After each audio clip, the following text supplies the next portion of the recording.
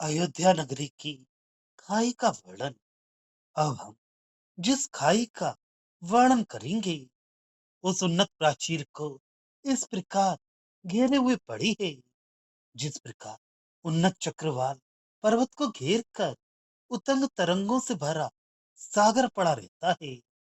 वह परिखा वार नारी के मन के समान गहरी, असत कविता के समान स्वच्छताहीन, गंदी, कुलीन कन्याओं की जगन तट के समान किसी के लिए भी अगम्य होकर सुरक्षित, तथा ऐसे मगरों से भरी है जो लोगों को सतमार्ग से हटाकर बुरे मार्ग पर खींच ले चलने वाली इंद्रियों के समान प्रबल है।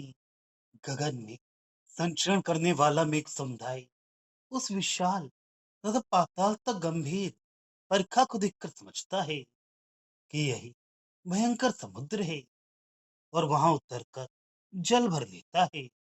फिर ऊपर उठकर उस प्राचीर को देखकर समझता है कि ये कोई गगन उन्नत पर्वत है, और वहीं पर अपनी जलधाराएं बरसाने लगता है। ऊंचे प्राचीर के बाहर स्थित विशाल परिखा में अपनी सुरभि को चारों ओर फेंकता हुआ पंकज वन खिला हुआ है। वह ऐसा लगता है मानो माननियों के उज्जवल बदनों से जो कमल पहले परास्त हो गए थे, वे अब अपने समस्त बल को एकत्र करके युद्ध करने के लिए आ जुटे हूँ, और उस प्राचीर को घेर कर पड़े हूँ।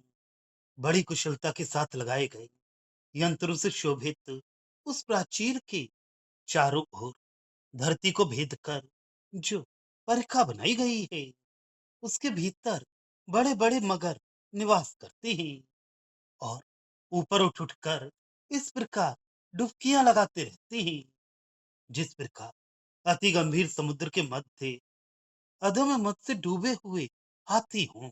वे मगर चोखे करो वालों की जैसी अपनी पूंछों को हिलाते हुए जाज्वल्यमान नेत्रों से चिंगारियां उगलते हुए एक दूसरे के साथ चढ़ा ऊपरी करते हुए आगे बढ़ते हैं।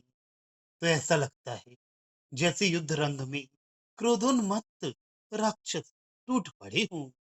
वह परीक्षा चक्रवर्ती की सेना की जैसी है, क्योंकि वहां उड़ते हुए हंस, पक्षी श्वेत छत्रों के सदृश हैं।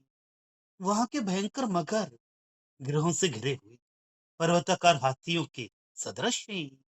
नाल दंडों के साथ स्पंदित होने वाले कमल पुष्प घोड़ों के सदृश हैं, तथा वहां के मीन, त्रिशूल, करवाल आदि शस्त्रों के सदृश हैं। उस खाई के किनारे पर चांदी के चबूतरे बने हैं, और उन चबूतरों के मध्य फर्श पर स्वर्ण और स्फटिक खंड बिछे हैं।